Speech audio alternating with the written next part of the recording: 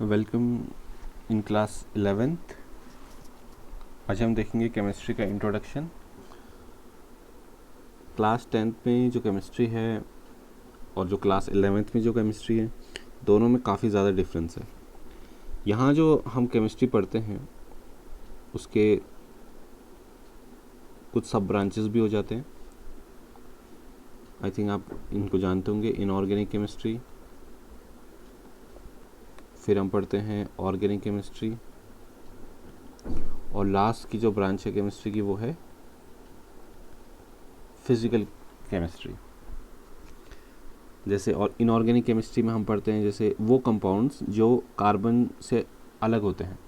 Organic में हम पढ़ते हैं कार्बन और हाइड्रोजन के कंपाउंड्स। और फिज़िकल केमिस्ट्री में हम पढ़ते हैं जैसे उनकी फिज़िकल स्टेट्स, टेम्परेचर, प्रेशर, इन सब से रिलेटेड जो टर्म्स एंड कंडीशंस होती हैं वो हम पढ़ते हैं। अब केमिस्ट्री में हमारे पास 15 चैप्टर्स हैं और जो हमारा सिलेबस है उसमें NCERT की बुक्स चलती हैं।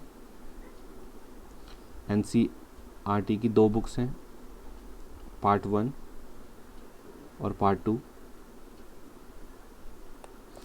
इसके साथ ही साथ कुछ रिफ़्रेशर्स भी होती हैं। आपको कौन सी रिफ़्रेशर लेनी है आप मुझे मैसेज कर देना, हमारा जो ग्रुप है आप मैसेज करना या पर्सनल मैसेज भी आप करना, तो मैं आपको बताऊंगा कौन सी रिफ़्रेशर आपके लिए सही रहेगी। तो क्या होता है कि कुछ रिफ़्रेशर्स मतलब टॉपिक्स तो वही रहते हैं, एक्सप्लेनेशन भी वैसे क्या होता है, लेकिन कुछ रिफ़्रेशर बहुत ही अच्छी होती हैं। उनमें एक्सप्लेनेशन, उसके आंसर्स बहुत ही ईजी होते हैं, बहुत ही सिंपल और बहुत ही अच्छे होते हैं। अब आगे जो हम केमिस्ट्री में पढ़ने वाले हैं, पहला चैप्टर वो है introduction some basic concepts of chemistry. तो बेसिक्स को अपना इम्प्रूव करने के लिए ये चैप्टर है। और मैं नहीं जानता अभी तक आपको 10th में कितना आता है कितना नहीं आता, लेकिन हम स्टार्टिंग से स्टार्ट करेंगे, ठीक है। तो बेसिक आप आज बुक ले लेना और इसमें हम सबसे पहले केमिस्ट्री के इम्पोर्टेंस को देखेंगे कि केमिस्ट्री का इम्पोर्टेंस क्या है। हम देख सकते हैं जैसे अभी कोई भी डिजीज़ आती है इस दुनिया में तो उसमें डॉक्टर्स तो होते हैं, डॉक्टर्स हो गए बायोलॉजी के, लेकिन उनको जो दवाई वगैरह चाहिए जिससे वो इलाज करेंगे, वो दवाई किससे मिलती है? वो केमिस्ट्री की ही देन है।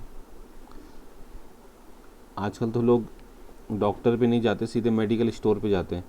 मेडिकल स्टोर को क्या कहते हैं? केमिस्ट भी कहते हैं, क्योंकि केमिस्ट के पास जाते हैं जो दवाइयाँ वगैरह देता है। तो कहने का ये मतलब है कि बायोलॉजी को भी केमिस्ट्री की ज़रूरत पड़ती है। तो केमिस्ट्री बहुत इम्पॉर्टेंट है,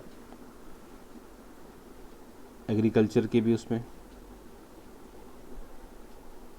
हम देखें जो खेती वगैरह होती है उसमें जो चीज़ें यूज़ की जाती है, जो उसमें रसायन यूज़ किया जाता है, केमिस्ट्री से ही वो बनता है।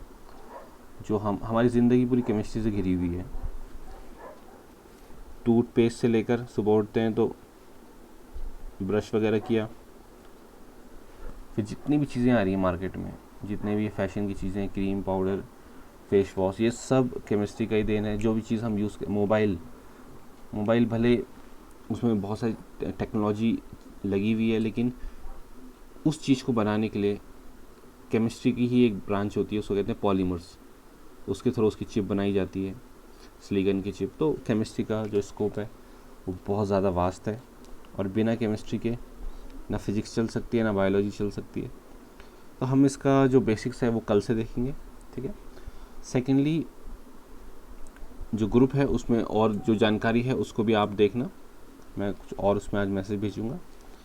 तो अभी के लिए इतना ही करते हैं हम। आज सिर्फ हल्का फुल्का आपको बताया था इसमें कि क्या हम पढ़ेंगे। तो अब नेक्स्ट चैप्टर जो हम पढ़ने वाले हैं, सम बेसिक्स ऑफ केमिस्ट्री, जो हम अगले दिन से स्टार्ट करेंगे। Thank you.